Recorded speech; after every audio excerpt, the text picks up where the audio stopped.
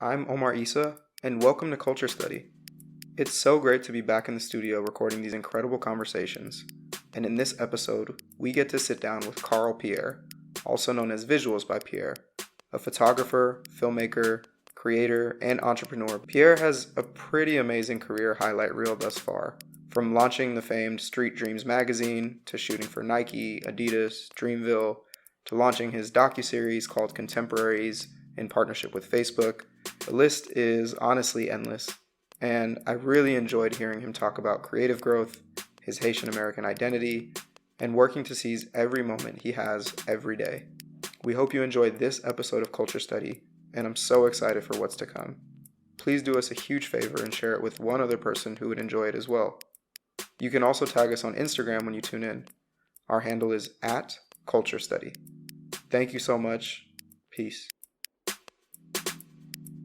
What's on your mind? Like, what have you been thinking about recently? What's where you at? That's a deep dive question, man. Because my mind has been all over the place. Like I feel like most people, which is actually very comforting to know that. Like when I talk to somebody, like either it's a stranger or a friend, they're kind of still on the same kind of wave. Like the past 3 years being like very much of a whirlwind of like things happening. You know what I'm saying, internally and externally.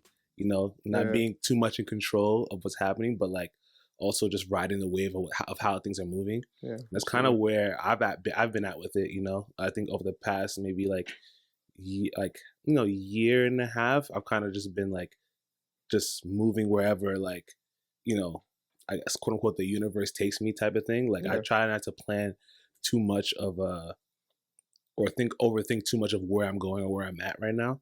I think I spent the last, maybe 10 years of my career being very like, intentional and like kind of focused on like what I should be doing next. And now I'm kind of just like on some, all right, should I be here or should I be there? And all right, cool. If I'm supposed to be there, how do I make that moment meaningful? And that's kind of what it is with me being in LA, right? Because, from New York, born and raised, Queens. Shout out Farak, shout out Harlem.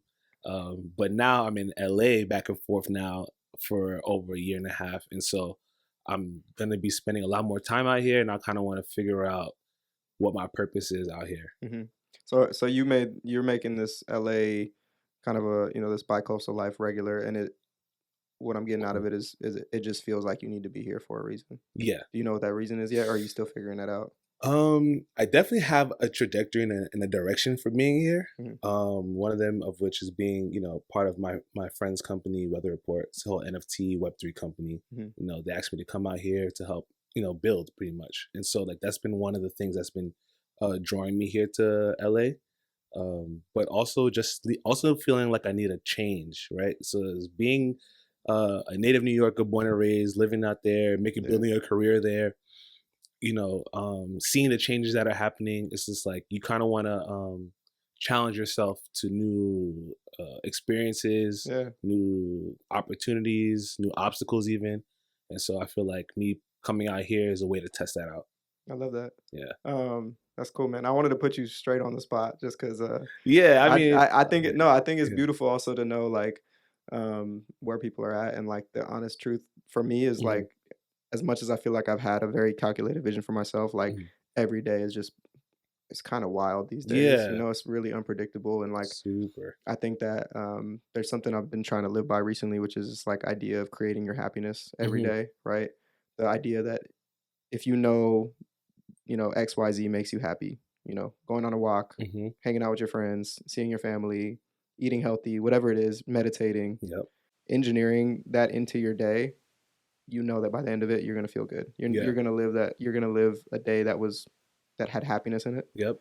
And then when you look back in 10 years, if you're doing that for 10 years consecutively, you're like, man, I really lived like the last 10 years really well. Exactly. There's so much unknown, so much uncertainty, also so many horrific things happening. Unfortunately, centering yourself in that, at least for me, has been kind of like a rule of thumb that I'm trying to stay focused on and trying to stick to. That's exactly the type of wave I've been on. People wanting to attain happiness in one fell swoop is like not realistic. You know what I'm saying? Like, I think happiness is like every single day you choose to do, like you said, one thing that makes you happy, or, build happiness in somebody else, because that also can transfer back and forth. Even for me personally, like happiness has always been like my North Star as far as like finding out what I should be doing next or what I should be involving myself or spending my time with. Time has been something that I've actually like increased the value in myself. We go on this thing of like time is money, right? Like time equals money, and it couldn't be further from the truth, right? Because time is finite, right? We're not on this planet forever, but like I can come up on like $500,000, 20 bands, and I mean like I could lose it, and I might do something that might get that right back, but that time that's spent to get that is one that you can never really get back. Yeah. So when it comes to being intentional with my time, I try to make my time dedicated toward doing things that's going to make me happy, especially knowing that like, tomorrow you might have another pandemic or another country might go to war or the financial system might crumble. Like those things are around you and you don't necessarily have control of that, but you got control over how you make yourself happy. Is that like a learning or an observation that you made just recently, or is that something that you lived with for a while? Just that I would say as recently mindset. as like 2020. Okay. Everybody had to sit in the house and kind of like sit with themselves, right? And it was a challenging time for everybody, right? Because some people had to face demons that they didn't want to face for like however many years. People had to sit with other people that they didn't really fully know, and so you realize that like that time of pause was a great time to reflect, and that was what I did with that time was stop and look back at the last 10 years of what I've been trying to do, right? Like grinding, photography, connecting with people, connecting with artists, and just continue to build. And then you look back and it's like, all right, I'm here now. What did I do? What did I like? What I didn't like? What I could have done better? Yeah. It was like a crazy ass like retrospective moment. And one of those things was understanding the value of time and understanding like how I want to like be more efficient with it, be more intentional with it, and it's a struggle, man. it's a struggle. That's the hardest challenge. It's like we as humans and in just whatever roles that we play in our lives, we all know what we should be doing. Yeah. Right. And then we also know how we actually spend our time and making sure that aligns with your happiness so that you're not doing something every day that like destroys you. Another thing too is like questioning what is it that we should be doing, right? Like what informs our decision or our thought process to say like, I should be doing this, right? Like, oh, bro, you was paying 2K for like 3 hours. You should be reading a book or you should be like sending that email back, right? Or like hitting that client back, whatever. Like that should is also something that people should question as well, right? Because like if that should moment or that thing that you should be doing doesn't necessarily like align with where you personally want to do or be at, it's also important to give yourself that leeway. You know what I'm saying? So that you're not taking it too hard on yourself. And I'm not saying like slack off, just play around all day and not do that, because at the end of the day, you have to have that balance. Yeah. But I also now put into question because of like artist burnout, like we're always on the go. Like, I mean, being from New York, I don't even understand how New Yorkers even survive because we're always on the go. It isn't until I step out to other cities or countries and stuff like that, I'm like, wait, people just be having siestas in the middle of the day, like just chilling, like 2-3 hour lunch breaks. Like if I take 30 minutes off in the day, I feel like I'm slacking, right? So like those are those things that we kind of also have to like start learning how to reprogram ourselves because, we aren't machines. And as, time, technology evolves and, we're starting to be moving one on one with machines, like we will never be a machine. And we'll never be able to catch up to the efficiency and, relentlessness that a machine can kind of keep on going. So like we gotta like take that into position and then take care of ourselves. Knowing that you're not a machine, how would you actually then describe yourself? Like who's Pierre? Ooh. It's a funny that you asked that question because I can always think back to like literally like one of those pivotal moments when I like it was like my wake up moment and saying like what I wanted to do with my life. And I was working like 9 to 5 and not for profit for a while, but like this was post graduation from college. I went to school for TV film and I was like, I wanted to be a big TV producer, blah, blah, blah. And I was like not doing that. And then I was just like, wait, I gotta like make a move to do something that I want to do, right? And so I always watch like movies and they always say like, oh, I went out here to go find myself. And then I was just like, I mean, that sounds romantic, right? Like go out there and find yourself, but then it's like, what if it's like more so, how do you make yourself? You know, like what is it that you want to be? Like what is it that you want to see? Like who do you envision yourself to be? And then how do you work towards that? And so like for me, I've always had this vision of like, you know, being a photographer, like my first vision, right? Like 'cause it comes in steps. So my first vision of being like a photographer who creates art, who could just simply make a living off of his photography. Like that was the step one, and that was like the North Star for that for me. Like about like maybe I said 10 years when I was starting photography and stuff like that. And then I just worked towards it. What do I have to do? Do I have to do this? Do I have to meet this person? Do I have to like shoot 5-6 hours out of the day? Do I have to like travel to this location? Do I got to go to the Bronx, take a photo that looks really dope? Or do I got to go to Queens or Long Island? Like, what is it going to take? And that was like really the things were the building blocks to like who I am right now. It's just all like little bricks, brick by brick by brick. And then that's how you kind of build who you are. And just knowing that you're never going to be done building who you are too. Yeah. So you sound like you've always known what it is that you want. Not always. No. Okay. So not always. So walk me through. We're gonna transition a little bit, but I do want to know this. Like, how did you find out or discover what it is that you wanted? I know that's ever changing, but like, where was it? Yeah. I mean, if I could ever look back on like the thought process and connect the dots, right? From where I am right now back to like, let's say like junior high school, even elementary school, right? Yeah. I've always been fascinated with storytelling, right? So storytelling has always been at the forefront. Like, I have a wild imagination. So like when I'll just to give even like a backstory of like my upbringing, right? Like I grew up, you know, Far Rockaway, Queens, to 2 Haitian immigrant parents. I'm the last of 6 children, and the gap between myself and my sister who comes right before me is like 10 years. So all my siblings were way older than me. So I was like the baby in the house, right? Yeah. They're all doing their own thing. So I almost felt like an only child. And you know, with like, you know, only child, like your imagination runs wild because he's kind of like you just playing with yourself, you know? So like I would always come up with like little stories in my head, ideas, fantasies, and like I would just like write short stories. And I would like even perform like little plays inside my house with like my parents and shit during like holidays. And so like that is like the earliest moment that I feel like storytelling was like manifested in me. And then from then on, I got into like video games, computer games, big into role playing games like RPGs, like, and then I found like this program in which you could like build your own RPG. So I got that, and then I would just like literally like make my story, right? You make a protagonist. He wakes up from a dream. Oh my God, I got to do this, this, and this. So I treat life almost like a role playing game.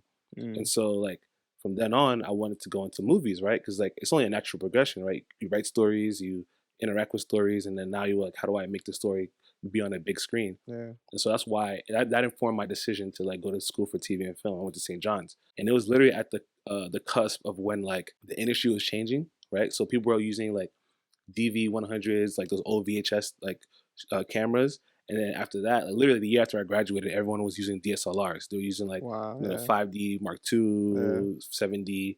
And so I had to like pretty much learn that new gear right after spending all that money, Sally Mae. You know, I saved up, bought a camera, and then I was like shooting video with it. And then I was getting into photography as a byproduct, right? Because I didn't take not one photography course. That got me into photography as a medium that I could like express my thoughts and creativity, document it, and actually like output it faster. Right. So it really was about efficiency, like because doing video is like it can be very daunting. You know, it's like you shoot it, you come up with an idea, maybe you write it beforehand, you shoot it, and then you got to sit in the editing room for however many hours. Yeah. And I hate editing, hate it.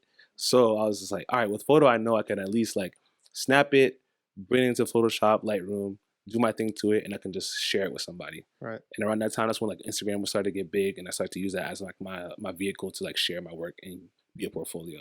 All right, I think we're done. That's all, folks. I appreciate the context there because I think I mean there's a lot to digest and a lot that I want to dive into as well. Yeah.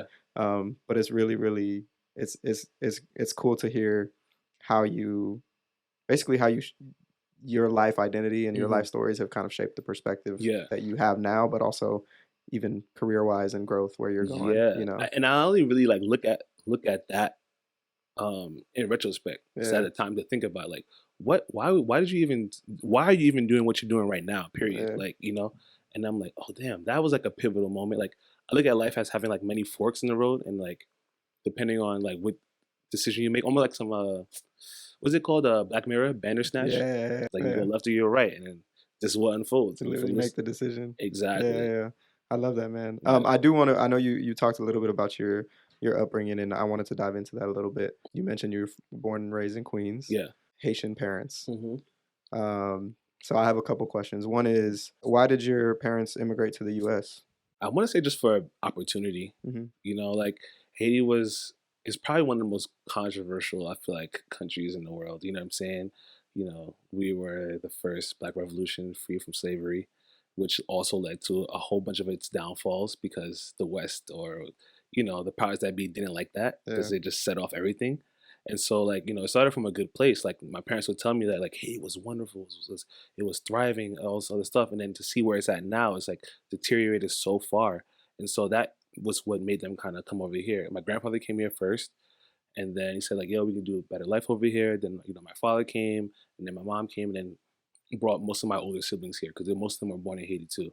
Okay. Yeah, And your grandpa ended up in New York. Like everybody ended yeah, up in New York. they all came to New York. I'm Okay. like, to be honest, Haitians only end up in a few places in America. We're all over, like low key in sprinkles, but like the main places is like you go to Montreal, Canada, you go to New York, or you go to Miami. Like those are like the epicenter, like the concentration of like Haitians is in those places. It's So funny. that's kind of where you kind of end up. Yeah. Yeah. Okay. Cool. So, I mean, that's really interesting too to think about the journey, and I think that's something that a lot of like, I mean, myself, but also just a lot of my friends and folks who listen can resonate with, which is this idea of our parents like immigrating for this Right. opportunity. It's interesting to think about as well because some of our parents were like able to successfully create those opportunities Yeah. and like quote unquote achieve somewhat of the American dream. hmm A lot of them weren't, and I mean, I kind of fight that battle all the time For where I'm like, sure. man, like I feel bad, you Yeah. know, like it's I almost feel this sense of responsibility to create that for the people that came before me hmm because it didn't pan out the way that everyone thought it was when they were going to come here. You know what I mean? 100%. But with that, I guess one of the things that I want to ask about a little bit more about is your Haitian identity and hmm how connected you are to it, and Yeah. what are kind of some of those memories as like a child or growing up. How did your Haitian identity like evolve or Yeah. grow, and how in touch were you with it? Yeah. So I'm very blessed. Like, you know, like coming from like obviously a big family. And then Yes, when we you came said to six Queens, siblings, yeah, one of six siblings. yeah, one of six. I have four Yeah, older sisters and an older brother. man. Yeah. So I'm the last one. So I was blessed to have that, right? And then I'm also blessed to have parents who when they came to America, they didn't come to America to like fully assimilate in American culture, right? Hmm. They came here because they saw an opportunity to like, you know, do something better with themselves, but they didn't want to lose their Haitian identity because Haitian pride is insane, you know? Like when we go to school, like people is like, "Oh yo, oh wait, you were born in America, so you're American." I'm like, "Nah, I'm Haitian American." I always say Haitian American versus saying like American, you Yeah, know? And that so was instilled in you, huh? instilled, Yeah. instilled. Like even to this day, they were like, "You come here, you get your education, and you go back to Haiti, and you help build Haiti." That was like the mission, you know.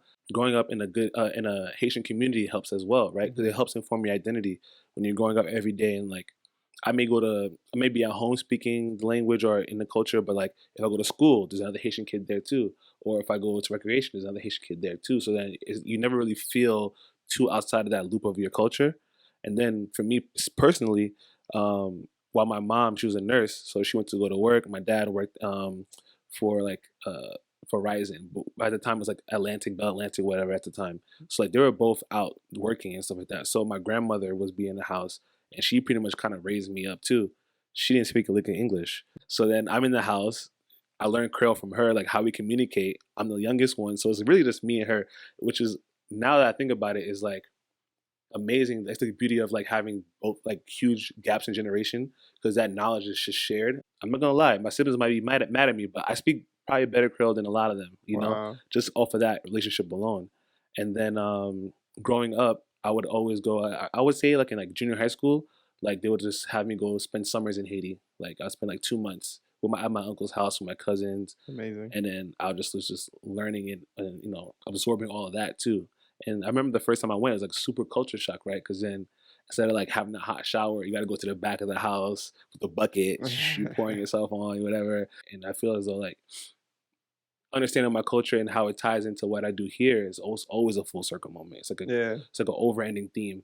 Well, absolutely, thank you for saying that because that's kind of where I was headed, and I would love to know how your perception and your understanding of your culture, your identity, like plays into the work that you do and kind of your Mhm. career as it's evolved as well. Yeah. Like how do you carry that with you? Yeah, I mean, for a long time, I didn't really notice it per se, um, about carrying my culture and identity into like the things that I do and say. But like the more that I go back and I like, I read the history of Haitian culture, I meet other Haitians, I learn more about, you know, our background and stuff. The more I understand a lot of the motivations behind the things that I do or why I do them or like things that inspire me to be great and be more. I feel it's like almost ingrained in like the DNA and the culture of Haitian people because it's just like we've always had this like huge chip on our shoulder to be greater, to be better, um, and when you have the world stacked against you, you always have to like dig more deeper and then want to like show and prove how great you really are, because people often forget, like I run into people all the time who don't know anything about Haitian culture or whatever, understandably, right? But like when you tell them like what happens, they're like, "Wait, what? You guys did what?" And I'm like, "Yeah, crazy, right?" Like, and then you guys don't know about that, and you ask the question like, "Why you don't?" Right? And so like that identity informs like a lot of my decisions to like not just be complacent and where my position is at in the world, right? Like I said, I came from immigrant family. I came from Far Rock, Queens, which is one of the roughest parts of New York, and then I go to a good university, and now I'm like a career creative now for like 10 years. Like that's not common, and I oftentimes as humble as I try to be about like things that I do and say, um I know that's not regular.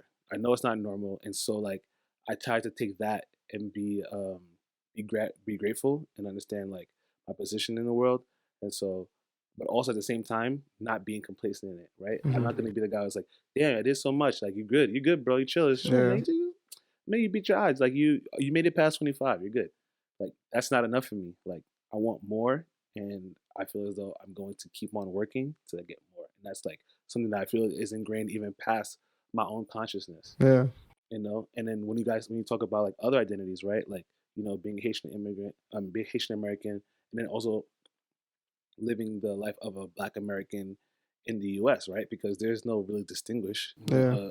there's no way to distinguish, a Haitian American from a Black American, especially when it comes to like, the powers that be that are in this country. So like you kind of take on that experience as well. So And I, what was that like for you? well, I mean, you just grow up knowing that you're at a disadvantage to an extent, um, without really knowing why per se, right? Like I grew up in like one of the worst school districts, right? It's like, why was I there? Why are the books in my school outdated as hell, right? Why are there books in there telling you like, yeah, slavery was bad, but it was, like how is that even a narrative in your textbook? I mean, you talked about 2020 being a pivotal moment, but specifically with like BLM, with Hmm. like this push and this fight for racial justice, Right. which was very long overdue. Yeah. But all of a sudden, this realization that Black Lives Matter, which Hmm. you know, Yeah. do you feel like there was any shift as a result of that, or do you feel like now we're 2 years out, two and a half? You feel like people are just comfortable again? Like it's I really interesting to see where I the think world the is right now. shift I think the shift happens more internally than it happens like outside, right? Like, George Floyd, that moment happened and it came and it kind of went. We still have a little bit of echoes of that time, but like as far as like people demonstrating outside, it's not really happening anymore. But I feel as though these moments awoken in people's heads, um, who for some reason, yeah, I mean, I thought it was kind of blaringly obvious, but like, that's not always the case for a lot of people, just due to, lack of information or education. Well, But that's where privilege comes in, right? For right, people to not have to yeah, realize they're like, that. yeah, I didn't have to. What that happens to you guys out here? It's like, yeah, it's been happening, right? So now that there's like that awakening of people just like having that information and knowing it, but I think it's also an awakening within people now to be like, all right, the things that got us up into this point. I mean, like it got us to this point, right? But like, how do we step further, right? How do we inform ourselves better about like really the history of not only like the past, like let's say century or even further back, but like even further back from there, like you got to really understand that history oftentimes repeats itself. And so in order for you to catch, the waves and the movements and stuff like that, you really have to inform yourself for as much information as possible. Even like, a lot of the history has been destroyed in the past, but like there's still relics here and there. There's still like readings. There's still things that you can kind of inform and pull. And with the internet and technology, like you're really able to like really just do a search and then like Yeah. and then obviously cross reference, right? Because there's a lot of misinformation out there too. But like really make more informed decisions, and then that way it can inform like what you do in the future. Yeah, absolutely. You're right. Like the past generally informs the future, and so um, I think there's also this like understanding the history allows you potentially to change it as well. But I want to transition a little bit and talk more about your creative side, specifically like your transition into photography as a career. So you were talking about, you went to college at St. John's, yeah, and then you graduated. What was the turning point when it came to starting a career in photography, and what were you doing? You said nonprofit work. Yeah. Walk us through that a little bit. So during like let's say like elementary school, even up to like almost a tail end of college. I mean, a tail end of high school. Like my Haitian parents was like, you're not working. You need to focus on school. Go to school. Get your education. Here's your here's a couple dollars just to like buy some pizza or whatever after school. But like you're not gonna work. And so like I didn't get my first job until literally almost like my tail end of my senior year of high school. And that was because my pops got me the job at some like it was like a not for profit rehab center. I did like almost a year there, um, and I met like a lot of good people, like right, because like one of the biggest things right now, it's a big talking point. It's about mental health, right? And for me, I've been dealing with people with mental health since I was 17, and to now hear it now as being a big talking point, I was like, damn, I didn't know like this was a like there's something that triggers It was people a to do crisis, this. yeah. Yeah, right. And so like I said, back to privilege, like I had the privilege of knowing that earlier on. So like that was like my first entry into not for profit, Mm-hmm. right? And then I went to college, and like I said, I wanted to make money. I wanted to like buy like nice things. Everyone knows the journey of a college kid is you're mostly broke and just going to school. But I'd take like 3 hours like late classes, and that was full time, and then I would just like work these extra hours. And so after that, I had like let's just say like from high school up until like like tail end of high school going into like tail end of college, I had like almost like 5 years of experience. So then when I get out of college, that's like when the time when like I think that was like the housing crisis and stuff like that happened, like 2008, 9. And so like there was no jobs. Like getting work was crazy. I was like, damn, like I was sold this dream. Like you go to school, you go to college, get a Yeah, degree, and then you got a it's a job. guarantee. It's a guarantee out the gate. Wasn't the case. So I was like, damn, where's the first place I can go to get work? And so I'm like, I have all this experience. And that's another thing too, right? You apply for jobs and like things that you want, but you need 5+ years experience. This plus for entry level jobs. I'm like, how does that work? Like I just got out of college. I don't have 5 years experience. So how does that work? So then I was like, all right, I have years of doing this thing. Let me just go back and figure it out. And that's when I went to another program. And then there I had more of like an administrative role. So then I was like having meetings for everybody, making sure that their needs were being met by like their programs, their houses, respectively. I did that for like almost 5 years. And then, but I still knew like my passion was about the arts. It was about creating. It was about the visual arts and stuff like that. And I would still do that outside of work. So I would find out like, oh, Nike's doing an event here, or Hennessy's doing an event here. I find a way to get on the list to get these events. I sneak my camera in, and I would just shoot videos, take photos, and then you'll always see that one person from the brand be like, "Hey, who are you shooting for?" And I'm like, "I'm just shooting for myself, getting like about content, whatever." Before content was like even content, right? Like I'm just capturing stuff to make connections, and then they'll be like, "Oh, here's my card, here's my this, my that," and then like I'd make that relationship, and then that would lead me to another job, another job, another job, and all the while still building up my portfolio too. So like that was like why I thought like it goes back to like that innate feeling, right? Like you have an idea of what you should be doing, right? And I'm like, I should be meeting these people who are putting these events on if I want to actually eventually get hired to shoot these events. So that's what kind of what I did. And I was doing that back and forth, and I remember this day like it was yesterday. My boy Joe was like one of my best friends, biggest collaborators. Um, I don't know. I must have promised him that I was gonna help him shoot a wedding one day, and I didn't ask for the day off or nothing, and I had just gotten like a write up, and so he was like, "Yo, bro, I need you. Like, I have nobody else. It's tomorrow, blah blah blah." And I'm just like, "Damn, I can't even call. Like, what can I do? Like, I'm just gonna not show up." So I just didn't show up to work. Helped him on the job, did the job, whatever.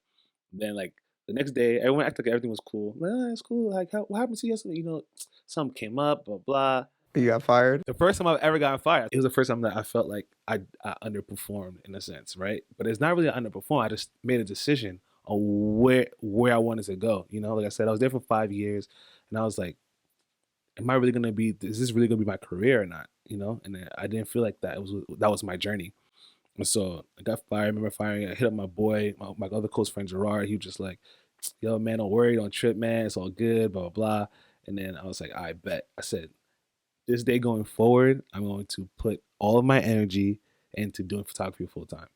Took whatever savings I had left, moved out of my parents' house to an apartment in Harlem, and then in order to pay the bills there, I was just like, yo, I need something to supplement, like, because my savings was running low. My other friend, he was just like, you got a bike, you can just be a bike messenger, and then just deliver a package during the day. If you hustle, you might make $1,000 a week, maybe. And I look back on it, it was like it was my hardest job by far. Wow, But I yeah. look back at it as an opportunity because I was able to see Manhattan like every single day. I was like cruising around and I'm taking photos because I always have my camera on me. So like I'm shooting the city, building up my portfolio. This is when Instagram was starting like to roll around, like start being more popping. So I was like posting all my photos, like my following started to grow because people love New York City. It's like the illest backdrop ever, Yeah. which I've always taken for granted up until that point, right? Yeah. And it was, like I said, it was a humbling experience because when when you are in the service industry like that, it's like people can oftentimes look down on you. Going to these buildings during the day to drop off these important things for people for their companies, and it's like you don't even go through the front door. So most of the time, you gotta go to like, the service section, service entrance, and having come from like a quote unquote like corporate not for profit job where things are a little bit more prestigious. I'm wearing like a suit, and into like delivering food and packages, it's like night and day, Yeah. night and day. And then like I'm just like, what am I doing? What am I doing? Like, but I'm still like, I gotta keep going. I gotta keep going. And so like, you have that like little breakthrough moment. And one of those moments was like when I met this fashion blogger, fashion writer actually, named Claire Summers. She had a blog called Fashion Bomb Daily. And then I met her via my friend's sister who was her personal assistant. She was like, I have this client who needs a personal photographer. Like, are you available and stuff like that? And I'm like, sure. She's gonna pay me my rate, and then my rate at the time was dumb low, like terrible, terrible rate. But then she said yes, and I was hyped. I was like, oh, she's gonna pay me that? Psst, bet. I remember her first tag when she tagged me as a photographer, and like I was like getting these followers through. I'm like, who the hell is she? Like, and I'm over here like going through her shit. I'm like, damn, like she's huge, like she's amazing, she's dope. And then like from then on, we had like a whole working relationship for the past, I would say like going like 5 years forward. Like I've traveled the world with her. Like I've seen like Wow. different islands with her. Like and it was still an eye opening experience because I saw someone be independent and make a career off their own work. And I learned visually. So like when I see something happening that is like interest, I'm like, how does that work? And then I'll just go back and I'll just like figure it out.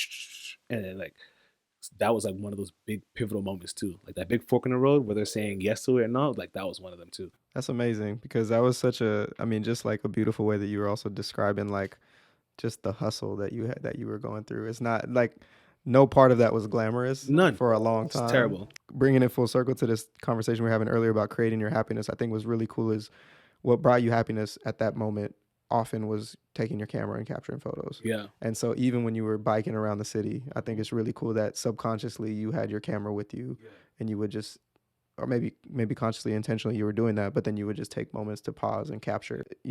When I think about New York photographers, you're one of the ones that I think of as like, oh, that's he's New York. You know what I'm saying? Like you represent the city. And I think that just comes from you being so ingrained in it, so such a part of it, and then capturing it in a way that like it's not you're capturing, like, from what I've seen and I've followed you for a long time, but you've captured like very gritty experiences of New York, and then also very beautiful moments in New York, and like everything in between. And so that's really, I think just that's really Yeah, special and I speaks to the work. appreciate that Yeah. because I mean, I do things with like a little bit of intention, but like I don't do it thinking that people are actually even noticing these things. So it's good to hear that people are observant and see that. I kind of want to give people the full view of New York City, right? Because people are always gonna give you the glamorous Empire State Building, all that stuff like that. But come on, like if you come here, it's dirty as hell. You're gonna see a homeless person right next to a business person, right next to a mom with her kid. Like the city is just that intense and that close knit that there's stories and everything. How do you how do you choose what you're gonna click and capture a photo of? Like, It goes back to like gut and instinct. yeah. If my subconscious is saying like, "Yo, you should get that," that's a moment, and then I'm just like, I just do it. But is it a moment that you like, or is it a moment that you think people will like? You see what I'm saying? Oh no, it's a moment that I like for sure. And I think that's a big differentiator, because I think from what I've seen, when people make those decisions because they think other people will like it, 9 out of 10 times, a million other people have done it. And then it's also like Yeah, debatable in terms of like if there's a connection to it or a way to connect to it. But I think when you're making that decision for yourself, from what I've seen, like that's when people like kind of rally around and are like, wow, this is you. to an extent, it's a little bit ego, right? Like I don't want people to like the things in my photos because either there's like a person that they like in it, or like they just like it because it just like it's this glamorous photo. Like I really want people to like my art because they say like Pierre found something special in this photo. Where is it? Where, like I want people to be curious about what it is that I'm taking photos of, and like have their mind be moving on like why do you think this was interesting? And then if they can get the story that truly happened, great. But even if they make their own story based on what they saw, that's even better. I want to talk a little bit about process as well. So there's a quote that I try to ingrain in myself when I'm trying to get stuff done and be efficient, which is done is better than perfect. Hmm. How do you strike the balance between perfection and being efficient? So I have like a similar quote, right? Okay. Perfection is the enemy of progress. Because perfection is unattainable, right? We're humans, it's not going to happen. But the more that you're trying to get to it, or reach it before you even share it or quote unquote complete what it is, you're not making that progress. You're just literally just staring at what the thing of perfection is, but you're never getting towards it. That's what motivated me to even to take my first photo, right? My first photos are trash. They're god awful. And I look back at them sometimes and I'm like, damn, what were you thinking? Like there's certain things that are blurry, certain things that are like lopsided, like but I knew that like that first photo was what's gonna lead me up to like photo 100 or photo 200. Yeah. It had to start somewhere. So that's why I say perfection is the enemy of progress, because if I was always trying to get that first make a perfect photo before even taking the first one, I wouldn't even have gotten to where I am right now. At the same time, there's another thought, and it's like a reality that I think a lot of us face, which is self-doubt. I'm curious about what self-doubt looks like for you, Oof. and how often are you experiencing it really? It's that little fly in the room that just flies around and it buzzes in your ear every once in a while. And so like self-doubt, I think is similar to that for me personally, because as someone who I feel like I'm very confident in what I do, like I know like things that I want to do, things I want to see. There's that little bit of self-doubt that still holds me back from doing things to the level that I know I'm capable of doing, let's just say. And so I'm constantly battling self-doubt. And I don't think that it's something that anyone should be discouraged by per se. Like it's just I feel because I've met people at different levels, right, career levels or success levels, who still deal with that. And so I'm like, oh, okay, this thing is something that's never gonna really leave. You just have to learn how to deal with it. So how do you work through it? Because Me personally, yeah, I don't know per se. I feel like with self doubt, it's really about understanding where it potentially comes from, and then try to insulate yourself from that by doing the things to make yourself better, right? Like if I yeah. say, for instance, like, I shoot all types of different photography, right? I do like street photography, I do in studio, I do sports, fashion, all types. But like if there's like a new, let's say for instance, it's underwater photography, right? Because I haven't done that yet. And I'm like, damn, like you're not gonna be able to shoot that blue whale that's underneath the ocean, whatever, to get that photo for Nat Geo. You can't do that. I mean, I never done it before, so I don't have anything to go off of. But I'm like, all right, before your shoot Saturday, how about on Monday you just go start swimming down there and you just do what you got to do, or like, Mm, you know what I'm saying, get your gear ready. Like yeah. there's things that can help set off that self doubt, so that by the time it's ready to go, like you're at least in a better place. A lot of times self doubt comes from like lack of preparation. Yeah. Sometimes like that's like a big alleviator of self doubt, is like just making sure you're ready for the opportunity when it comes. You Yeah. know. I want to ask you, and I want to talk a little bit about some of the projects you have. So you have Weather Report as one that stands out and something that you're working on here in LA. Contemporaries, which is a beautiful exploration of your contemporaries and people that admire you, and sitting down with them and getting to know them, talking about their journeys, their stories, their creative why, I would say. Yes. So using those kind of as like a kind of a jump off point, like what have been some of your realizations as you've like one, like, launching a project, kind of what that experience is like, and then finding success with that project, like what does that look like for both of those? All these projects are very near and dear to my heart. You know, like say for instance, Weather Report. Weather Report is a Web3 company started by my good friends um, Zach Hunkins, Will Nichols, and Toby Lasso. Right? It's Web3 based, which is the buzzword right now: NFTs, Web3, crypto. From that initial mint of like 10,000 computer generated images, they were able to now fund this company to now be able to do creative projects, to be able to foster a community of people who are enthused in streetwear and bridging the gap between Web 2 and Web 3. And seeing that ethos, it was very like near and dear to my heart, because myself, Will, and Zach had an agency called Finally Offline. So with the same kind of ethos of wanting to be able to like combine these worlds. We see where the world is going. Everyone's on their phone. We're all on social media, but like we understand the importance of people actually having to connect in the real world.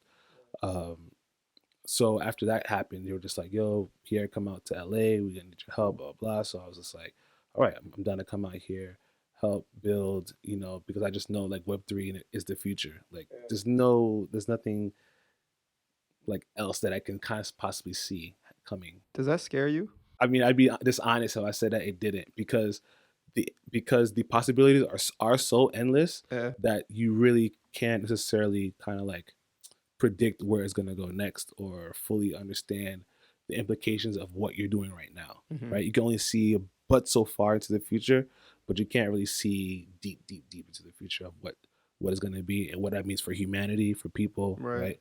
I like to err on the side of like positivity, on like it's going to be a great outcome, but I don't shy away from the fact that there are some negative aspects or implications that can happen with a more you know world that's engulfed into like the metaverse, Yeah. or Web3 and stuff like that. Yeah, and it's also a really interesting topic too. Just thinking about like I mean, I've been dealing with this, but this like burnout with like social media and like social interaction as a whole, but specifically social media and the internet, um, and striking the balance between like what's offline, like what's in person, and what's like on the web, and so I'm curious about, as someone who's in this world, who's creating like really like a new world, like in the metaverse, right?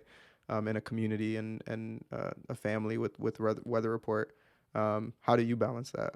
um I try to be very conscious of it, because I just know people who really have engulfed themselves into it, and then they're better for it, like they found success in it, right? Hmm. But also I've noticed that there's other people who literally engulf themselves in this, and then they become recluse. They haven't left their house in like weeks. They Yeah. haven't, what I'm saying, or they lost their social skills, because obviously pandemic plus you creating a whole new world online Yeah. identity. There's some people who are literally more popping on the internet or online than they are in real life. So there's people who are literally choosing, right? To just stick in So that yeah, world, right? and it's natural, right? Like Yeah. if I'm richer in this world than I am in this world, if I have more friends in this world than I have in this world, then it's like humans tend to pick the things that are probably more comforting, And so like that's been like something that I've noticed, and I try to be conscious of it myself, because I've always been although I consider myself like a extroverted introvert, right? I still like to be outside and like talk to people and interact with people. Right. So I try to not to be like this whole hermit situation type of thing. I've seen the work with Weather Report, and I think it's a really, really cool community that you're building as well. I'm still like in the very basic levels of Yeah, and understanding what. honestly, it's very intimidating. No lie. We're Like gonna have to do another session that's for just of a just Web3 tutorial. stuff. Yeah. Yeah, for sure. And I got like some reading materials. There's other people who are building other creatives like Animus. Those guys at Animus, Jane Silva, Phil Yoon. These guys who are also Web3 building and like just trying to do the same thing, like just educate people, bring them all in, really trying to just usher a way for people to finally get their just due, right? So let's talk a little bit then about contemporaries and that project, how it kind of came about. Yeah, maybe just describe it a little bit. Yeah. So Contemporaries is a docuseries that myself and Joe Cav came up with. It's pretty Shout out to much Joe Cav. yeah. Shout out Joe Cav. Shout out Sleeping on Mars.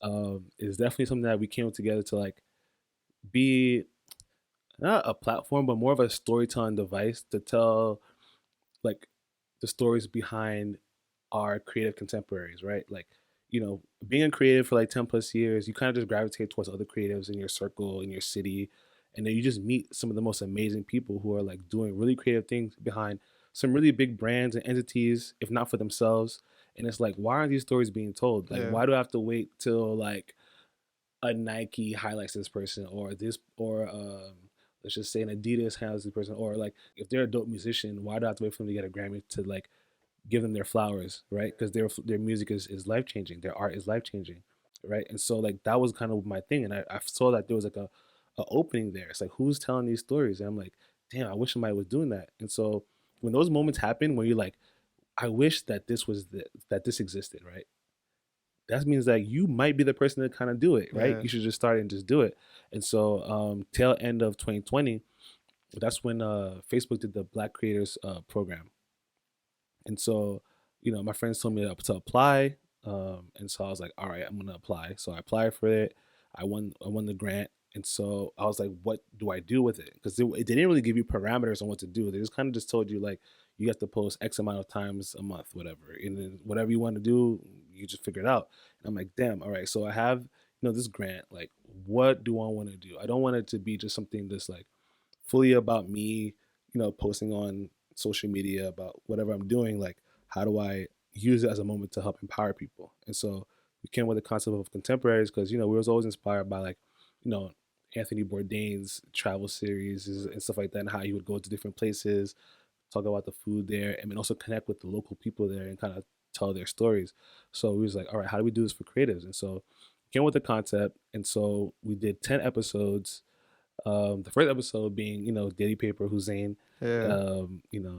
Captain, Jefferson. Like we interviewed those guys because I thought their story was really compelling because they were people from another country coming into the U.S. Yeah. in the heart of the pandemic, and you open up a flagship store in New York City in a building that hasn't been used in like 10 years. Like that's just too crazy. Like you see all these touch points, Yeah. and I'm like, all right, I gotta tell the stories of these guys. And these guys are huge. They're doing so much for like the Black culture, the diaspora as a whole. So I'm like, this is something that I have to do. It's funny because that's kind of how I try to treat culture study as a platform in general. Like it's an opportunity to just really like understand the people behind the work. Yeah. Because there's so much work to be done, there's so much admirable work, but it's like, okay, well, where did they come from? Like, what's their story and what's their purpose and why are they creating it in the way that they do? Yep. Such as yourself. And so, it really is like a big motivator. So that's why I understand like, this podcast and why I wanted to do it. For me personally, it like remotivates me and re-energizes me to hear those stories, to hear your story, to watch contemporaries and listen to it. And it just kind of refuels my North Star, as you were talking about earlier. But it's also, I hope, a moment for my guests or for your guests to like reflect on the great work that they've done, right? And just kind of celebrate that. Because we're always thinking about the next thing, and this isn't until you probably even talk about yourself, and the things that you've done that you didn't really realize how dope you really are. Like, nah, you're ill. Like you did this, you did that, you did this, you did this. Like these aren't small feats, And like I said, I suffer from that. I don't take enough time to reflect on things that I've done in the past, and because I'm always looking for the next thing. And then you have that moment where you like are reflecting, like, damn, I really didn't do much, right? And then you go back and like, no, you really did. So it's important for artists to reflect on their past works. I wanna kind of move into like a little rapid fire reflection as we start to close out. I'm gonna start with, as you've gotten older, what has become more important to you and what has become less important to you? Family is huge. Like, I look back on the past 10 years as moments of like trying to grind, make something of myself, be big so that I can help my family.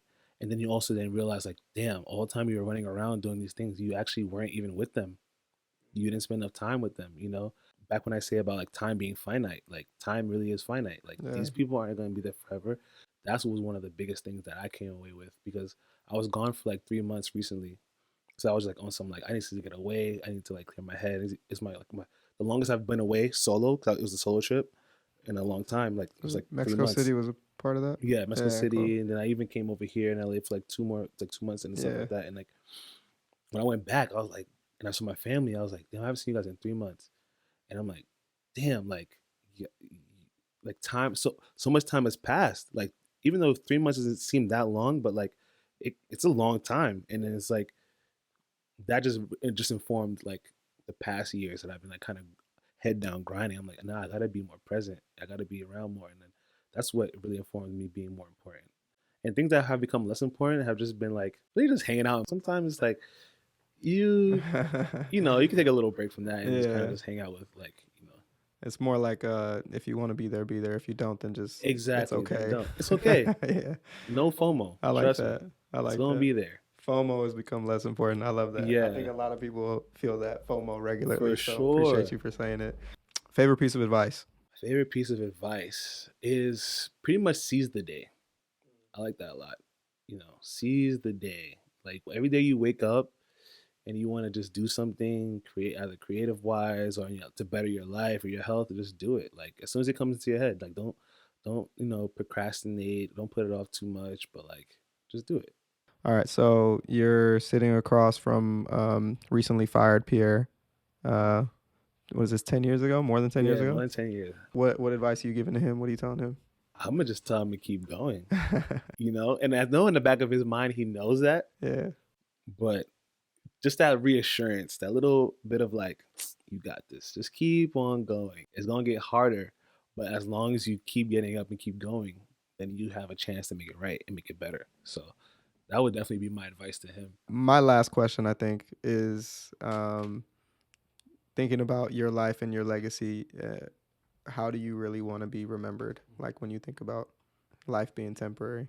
I think about it often. I think about just being just known as someone who helped inspire people, someone who helped, you know, people just to like look within themselves. Because I feel as though a lot of times people don't. They look for strength outside, out of like other things, other people, or you know, whatever. And I'm like, nah, it's right there in you. Like you just gotta just take time with yourself to like find out where it's at, what it looks like, and then explore it and use it. Like it's within everybody to like be more than what they are right now. It's up to them to choose to do so, and it's up to them to like figure out how to make that happen. Yeah. I reflect on this a lot because oftentimes I take it for granted that my circumstances my circumstances back then does not equate my circumstances now at any means. The only common denominator was that I chose to like get up and every day do something that's gonna further myself. Yeah. I think it was just really it was dope that we had the chance to finally do this and sit down.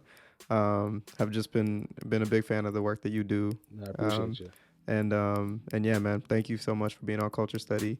Hope to continue to build with you in the future. And, of course. I think it's really beautiful, again, like to take this conversation and then put it in the archives of like to be able to look back on. I really do like I love listening to the conversations that I've had because they're just so informative. They're so re-energizing, and to me personally, but also I hope that they do the same for everybody who listens as well. For sure. So, you're doing important work, man. So shout out to you. Like Culture Study is very, very important. Like there have to be more voices of the people storytelling with other people. Yeah, like, absolutely. It goes back to like even like those ancient days of, you know, like just sharing the knowledge and passing it on so that it doesn't go anywhere. Because God forbid the world gets in a place where none of this shit even matters. Hard drives is gone. It's going to be us telling these stories is going to, you know, keep things alive. So. Absolutely. I appreciate you making time, Pierre. I appreciate you for having me. Yeah, man. It's all love. All right. Peace. Yeah.